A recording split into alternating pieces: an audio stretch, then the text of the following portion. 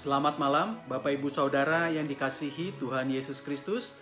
Berjumpa lagi bersama saya Pendeta Nathaniel Valentino Saleki di dalam pemahaman Alkitab pada hari ini Rabu 10 Maret 2021. Sebelum kita membaca dan merenungkan firman Tuhan, mari kita bersama-sama memuliakan nama Tuhan dengan bernyanyi dari NKB nomor 3, Terpujilah Allah.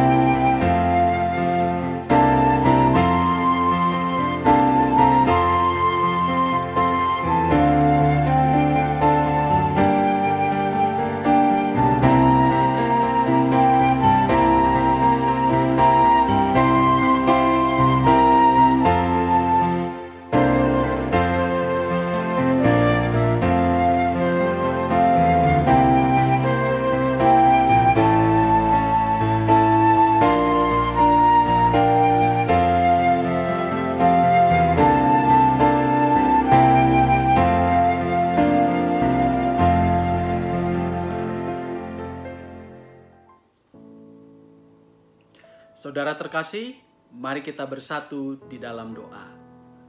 Tuhan Yesus Kristus, Juru Selamat kami yang hidup, terima kasih untuk pemeliharaanmu di sepanjang kehidupan kami. Hari ini kami mau membaca dan merenungkan firman-Mu. Berikanlah hikmat-Mu kepada kami melalui Roh Kudus, supaya kami mengerti apa yang menjadi kehendak Tuhan untuk kami jalani melalui pembacaan dan pendengaran akan firman Tuhan pada hari ini. Inilah kami anak-anak-Mu Tuhan, kami siap menyambut kebenaran firman-Mu. Di dalam nama Tuhan Yesus Kristus, Juru Selamat kami yang hidup, kami berdoa. Amin. Bacaan Alkitab diambil dari 1 Korintus 1, ayat 18 sampai 25. Demikianlah firman Tuhan tertulis. Sebab pemberitaan tentang salib memang adalah kebodohan bagi mereka yang akan binasa. Tetapi bagi kita yang diselamatkan, pemberitaan itu adalah kekuatan Allah. Karena ada tertulis, Aku akan membinasakan hikmat orang-orang berhikmat, dan kearifan orang-orang bijak akan kulenyapkan. Di manakah orang yang berhikmat? Di manakah ahli Taurat? Di manakah pembantah dari dunia ini? Bukankah Allah telah membuat hikmat dunia ini menjadi kebodohan? Oleh karena dunia dalam hikmat Allah tidak mengenal Allah oleh hikmatnya, maka Allah berkenan menyelamatkan mereka yang percaya oleh kebodohan pemberitaan Injil. Orang-orang Yahudi menghendaki tanda, dan orang-orang Yunani mencari hikmat. Tetapi kami memberitakan Kristus yang disalibkan. Untuk orang-orang Yahudi suatu batu sandungan, dan untuk orang-orang bukan Yahudi suatu kebodohan. Tetapi untuk mereka yang dipanggil, baik orang Yahudi maupun orang bukan Yahudi, Kristus adalah kekuatan Allah dan hikmat Allah. Sebab yang bodoh dari Allah lebih besar hikmatnya daripada manusia, dan yang lemah dari Allah lebih kuat daripada manusia. Demikianlah pembacaan Alkitab kita. Diberkatilah kita yang membaca firman Tuhan, merenungkannya dan melakukannya di sepanjang kehidupan kita setiap hari. Hosana. Saudara terkasih, pada hari ini kita akan merenungkan firman Tuhan dengan tema hikmat Allah versus hikmat manusia. Saudara terkasih, menurut saudara, apa yang dimaksud dengan hikmat itu? Mungkin ada di antara kita yang mengatakan bahwa hikmat itu seperti quotes atau kata-kata mutiara yang ketika kita membacanya memberikan inspirasi, memberikan motivasi. Atau ada juga di antara kita yang mengatakan bahwa hikmat itu adalah pengetahuan yang memberikan pencerahan kepada kita atau orang-orang yang menerimanya. Lantas, bagaimana firman Tuhan menguraikan tentang hikmat itu? Saudara terkasih, dalam pengertian yang umum, hikmat atau dalam bahasa Yunani disebutnya Sophia, artinya adalah luas dan penuh kecerdasan. Jadi ada dua kata kunci di sini, ada kata luas dan penuh kecerdasan. Jadi lengkapnya, hikmat adalah pengetahuan luas dan mendalam yang memberikan pemahaman pada segala sesuatu sehingga menghasilkan tindakan yang tepat pada beragam situasi. Contoh hikmat yang terkenal di dalam Alkitab adalah kisah Salomo, yaitu kisah Salomo yang menemukan ibu sebenarnya dari seorang anak yang diperebutkan kepemilikannya. Di dalam 1 Raja-Raja 2 ayat 16 sampai 28 dikisahkan ada dua orang perempuan datang menghadap Salomo. Mereka memperebutkan seorang bayi. Mereka berusaha meyakinkan Salomo siapakah ibu sebenarnya dari bayi itu. Hal ini adalah perkara yang sulit karena pada zaman itu, pada masa itu tidak ada tuh yang namanya uji genetik atau hal-hal sejenisnya. Namun keduanya memberikan kesaksian serupa, sehingga sulit bagi Salomo untuk mengambil keputusan siapakah yang jujur sebetulnya dari kedua perempuan ini. Salomo akhirnya menawarkan untuk memenggal bayi tersebut dan membaginya sama rata kepada masing-masing perempuan itu. Dan respon kedua perempuan tersebut berbeda. Satu perempuan setuju, sedangkan satu perempuan lainnya tidak setuju. Ia lebih memilih untuk tidak memiliki bayi itu dan menyerahkannya kepada perempuan yang sebenarnya bukan ibunya. Hikmat Salomo ini tampak jelas. Ia mengatakan bahwa ibu dari bayi ini adalah dia yang menolak kematian dari bayi ini. Dan Salomo akhirnya memberikan bayi itu kepada sang ibu yang sebenarnya. Itulah hikmat, Bapak Ibu Saudara terkasih. Saudara terkasih, di dalam 1 Korintus 1 ayat 18 sampai 25, kita menemukan topik tentang hikmat yang dibicarakan oleh Paulus kepada masyarakat Korintus pada umumnya dan gereja Korintus pada khususnya. Menurut Paulus, hikmat Allah ini lebih agung daripada hikmat manusia. Hikmat Allah itu terwujud dalam Yesus Kristus. Jadi, kalau hikmat di dalam pengertian kita itu sesuatu yang mengawang-awang, seperti ide, seperti gagasan yang datang kepada benak kita lalu memberikan pengertian. Tetapi bagi Paulus, hikmat dari Allah itu nyata dan ada di depan mata kita. Siapakah itu? Dia adalah Tuhan Yesus Kristus. Dengan mempercayai Tuhan Yesus Kristus sebagai juru selamat, kita akan mendapatkan pengetahuan ilahi yang akan menolong kita untuk memahami segala sesuatu di dunia ini. Berbeda dengan hikmat manusia. Hikmat manusia adalah pengetahuan yang diperoleh dari usaha manusia itu sendiri. Sekalipun memberikan kemajuan pada ilmu pengetahuan, tetapi semuanya itu terbatas dalam ruang dan waktu. Hikmat Allah berasal dari atas. Hikmat manusia berasal dari bawah. Karena hikmat Allah itu berasal dari atas, maka hikmat Allah itu abadi dan sempurna. Tidak dengan hikmat manusia. Karena ia berasal dari bawah, maka hikmat manusia itu sifatnya sementara dan rapuh. Paulus mengatakan demikian karena ada orang-orang Yahudi yang menolak pemberitaan Injil dari Paulus di Korintus. Bagi orang-orang Yahudi, Yesus bukan Mesias. Karena Yesus Kristus tidak tampil seperti Raja Daud atau Raja Salomo yang tangguh dalam memimpin kerajaan Israel dan sanggup mengalahkan lawan-lawannya. Jadi Mesias itu harusnya setangguh Raja Salomo atau Raja Daud. Anggapan bahwa Yesus adalah Mesias bagi orang-orang Yahudi adalah sebuah batu sandungan bagi mereka.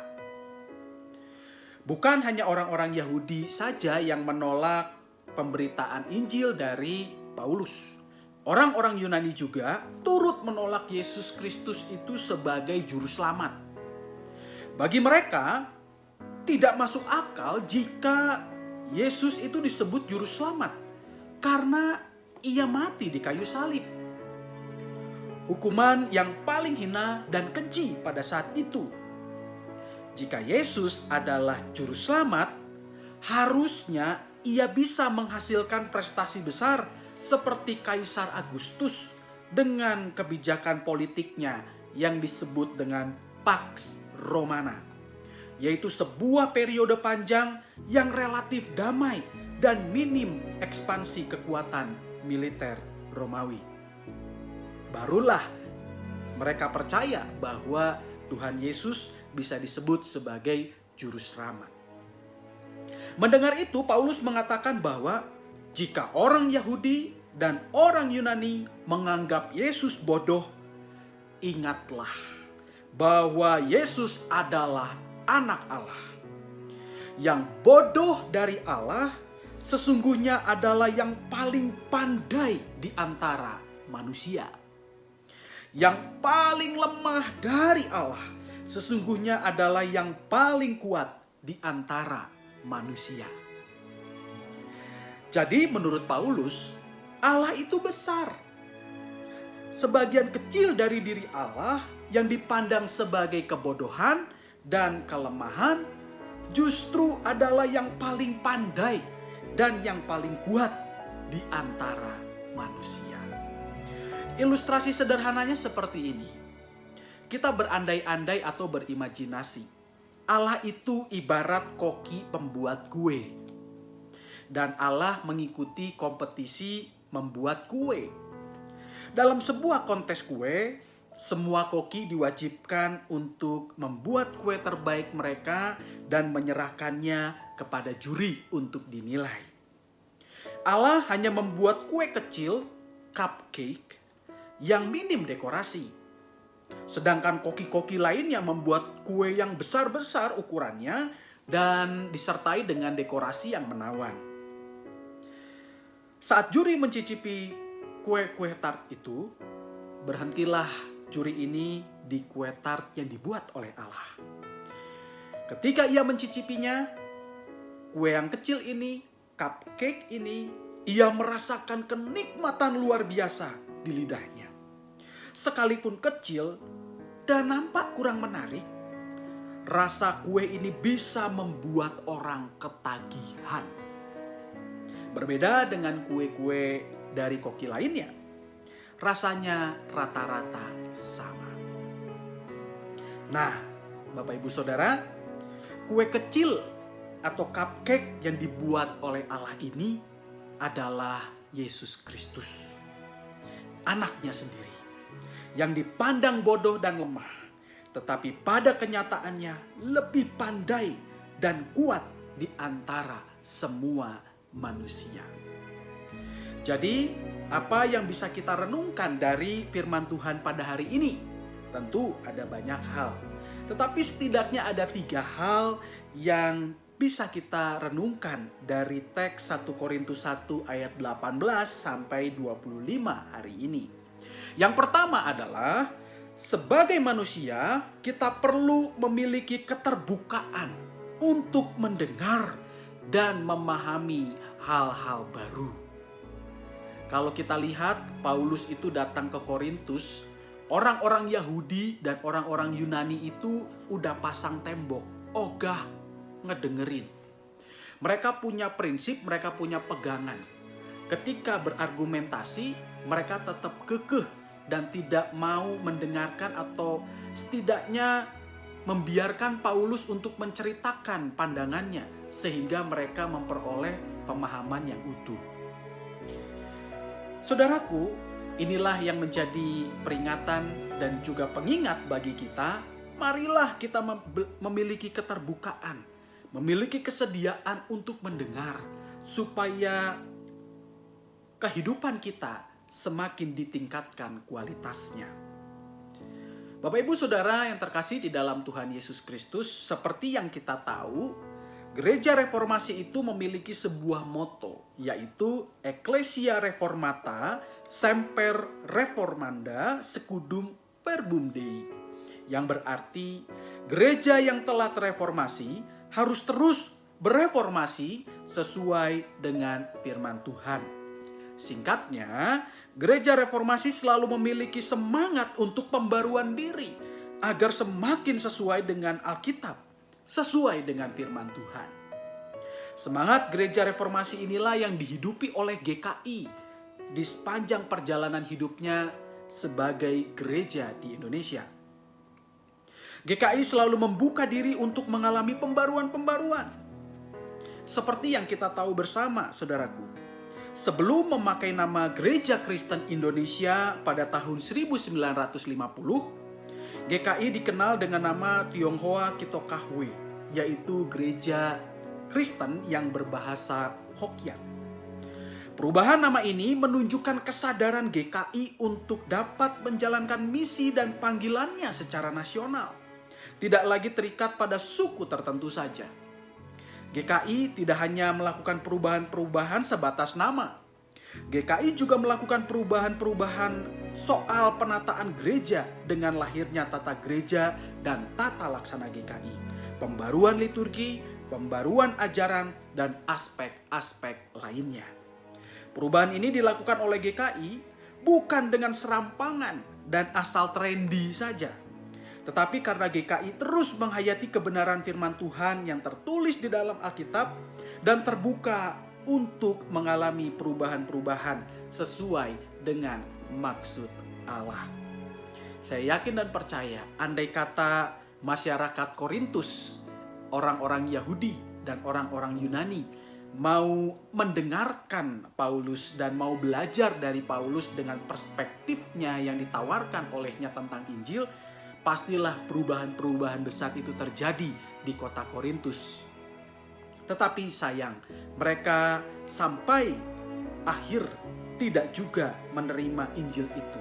Memang ada di antara mereka yang menjadi pengikut Tuhan Yesus dan bergabung dengan jemaat di Korintus. Tapi tidak sedikit juga di antara mereka yang tetap kukuh dengan pendirian mereka dan menolak Injil yang ditawarkan oleh Paulus.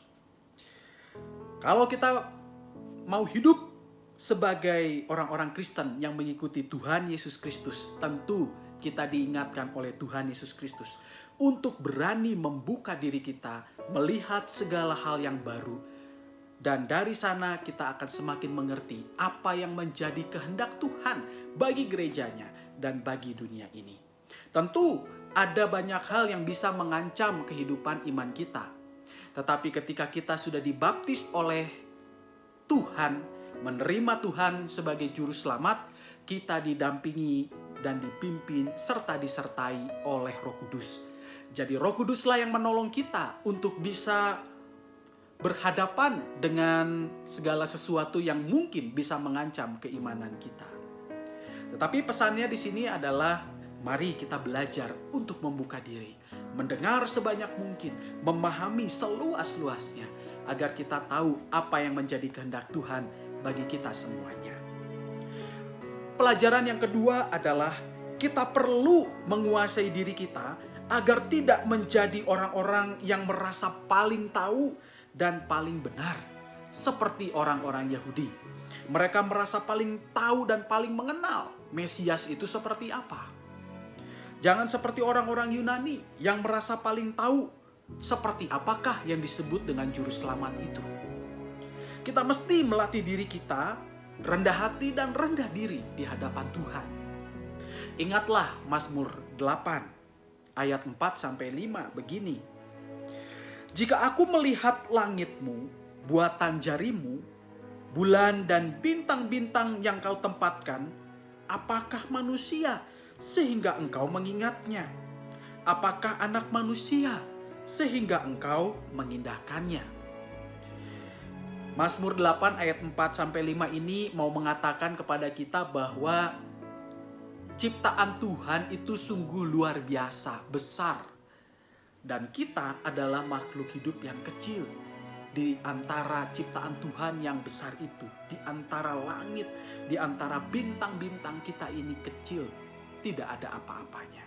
Tetapi Tuhan mau mengangkat kita dan memuliakan kita.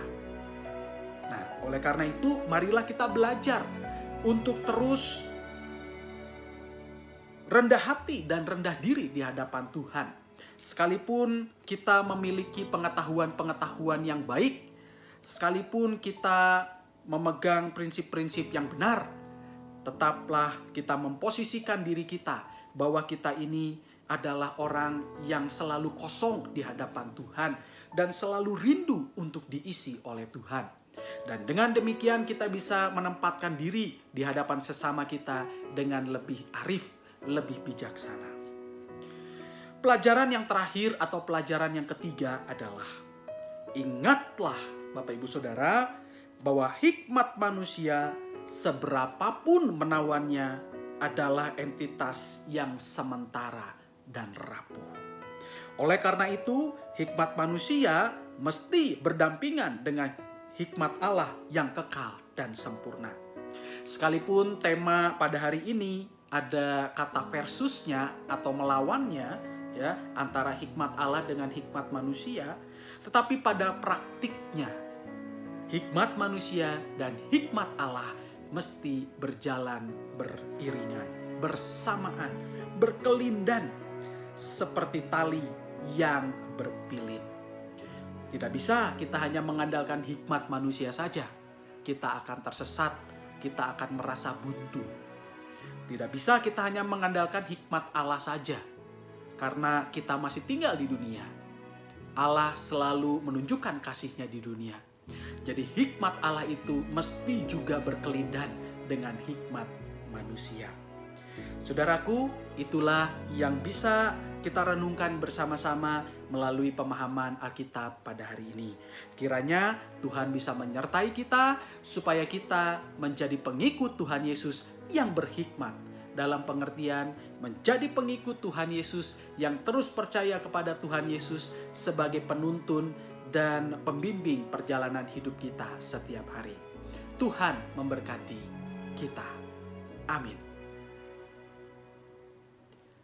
Saudaraku, sebelum kita mengakhiri pemahaman Alkitab pada hari ini, mari kita bersama-sama bersatu di dalam doa. Tuhan Yesus Kristus, Juru Selamat kami yang hidup, kami bersyukur sekali lagi diingatkan oleh-Mu agar kami menjadi pengikut-Mu yang berhikmat, mengandalkan Engkau di dalam segala situasi, sehingga kami dapat mengambil keputusan yang tepat. Kami telah menerima Engkau sebagai Juru Selamat kami. Bimbinglah kami, tuntunlah kami, agar kami semakin mengerti segala sesuatu yang terjadi di sekitar kami, dan kami bisa bertindak arif dan bijaksana dalam bertindak. Tuhan Yesus Kristus, ajarkanlah kami Tuhan, supaya kami bisa melatih diri kami, agar tidak sombong, tidak pongah, merasa paling tahu dan merasa paling benar. Tetapi sebaliknya, ajarilah kami untuk rendah hati dan rendah diri di hadapan Tuhan. Karena kami ini adalah makhluk ciptaan yang terbatas. Kami ini bisa salah. Jadikanlah kami orang-orang yang selalu mengingat bahwa kami ini kosong. Dan kami ini selalu membutuhkan Tuhan untuk bisa hidup di dunia ini. Tuhan Yesus Kristus, ajarilah kami juga agar kami memiliki keterbukaan untuk segala sesuatu. Supaya kami bisa semakin mengerti bagaimana kami melihat dan memandang dunia ini. Sekalipun kami akan berhadapan dengan situasi atau hal-hal yang mungkin bisa menggoncang keimanan kami, tolonglah kami di dalam Roh Kudus agar kami memiliki kekuatan untuk berhadapan dengan hal-hal tersebut. Kami percaya bahwa hikmat Allah di dalam diri kami melalui Roh Kudus lebih kuat kuasanya dibandingkan segala sesuatu yang bisa menggoncang iman kami. Tuhan Yesus Kristus, kami berdoa juga untuk jemaat kami, GKI Taman Cibudut Bandung. Pimpin dan sertai jemaat-Mu ini Tuhan, supaya kami dapat berbuah di dalam kehidupan sehari-hari, melalui perkataan dan perbuatan kami. Berkatilah kehidupan keluarga kami Tuhan, agar kami saling menghormati, saling mengasihi satu dengan yang lain. Berkatilah anak-anak kami Tuhan, agar mereka menghormati kedua orang tua. Mereka berbakti bagi bangsa dan negara ini, dan mereka terus memelihara iman mereka di hadapan Tuhan. Berkatilah setiap orang yang mencari pekerjaan sampai hari ini. Kami percaya Engkau akan menjumpakan mereka dengan pekerjaan yang baik, di mana di situ mereka bisa menjadi berkat bagi banyak orang, sehingga orang lain boleh memuliakan Tuhan melalui pelayanannya dan pekerjaannya itu. Kami juga berdoa bagi setiap ibu-ibu yang sedang mengandung, yang menanti lahirnya anak mereka. Berkatilah kandungan mereka, berkatilah rahim mereka, supaya proses persalinan dapat berjalan dengan baik. Sang ibu dan sang anak dapat terselamatkan. Kami berdoa untuk anak-anak muda yang sedang menjalin relasi cinta kasih di antara mereka. Jagalah kekudusan mereka Tuhan. Pimpin dan sertailah mereka, agar mereka dapat terus memelihara kekudusan tubuh mereka sampai ke hari pernikahan mereka, di mana Tuhanlah yang menyatukan mereka dan merestui mereka sebagai suami dan istri. Tuhan Yesus Kristus, kami berdoa untuk mereka yang mengalami sakit penyakit. Baik mereka yang sekarang ini sedang mengalami COVID-19, menderita virus COVID-19, kami percaya Tuhan juga yang akan memberikan kekuatan kepada mereka, agar mereka dapat menghadapi rasa sakit ini dengan terus mengandalkan Tuhan dan percaya kepada rancangan Tuhan yang penuh damai sejahtera. Kami juga berdoa Tuhan untuk bangsa dan negara kami. Berkatilah pemimpin kami Tuhan. Berikanlah hikmat kepada mereka, agar mereka dapat mengambil keputusan yang baik untuk masyarakat Indonesia dan demi masa depan bangsa ini. Kami masih berhadapan dengan pandemi COVID-19. Berikanlah kekuatan kepada para tenaga medis, tenaga kesehatan dimanapun mereka berada, agar mereka diberikan ketabahan oleh Tuhan untuk berhadapan dengan virus ini dan mengobati setiap orang yang terjangkit virus ini. Berikanlah juga pengertian dan hikmat kepada kami agar kami dapat menerapkan protokol kesehatan dimanapun kami berada. Tuhan, kami percaya bahwa setiap badai akan berakhir dan selalu ada pelangi yang memberikan harapan bagi kami. Tuhan Yesus Kristus, terima kasih untuk waktu, terima kasih untuk kesempatan yang Engkau anugerahkan kepada kami hari ini. Biarlah firman Tuhan pada hari ini bisa menguatkan kami dan membimbing kami, sehingga kami dapat menjadi terang di tempat di mana kami berada. Biarlah kami yang akan melanjutkan kegiatan kami sehari-hari ini bisa tetap mengerjakan apa yang Tuhan kerjakan dan tetap bisa mengikuti langkah kaki Tuhan kemana Tuhan melangkah. Terima kasih Tuhan. Inilah doa yang kami panjatkan hanya di dalam nama Tuhan Yesus Kristus, Juru Selamat kami yang hidup. Amin. Bapak Ibu, Saudara terkasih, pemahaman Alkitab pada hari ini telah selesai. Sampai jumpa lagi di dalam pemahaman Alkitab yang akan datang. Tuhan Yesus memberkati.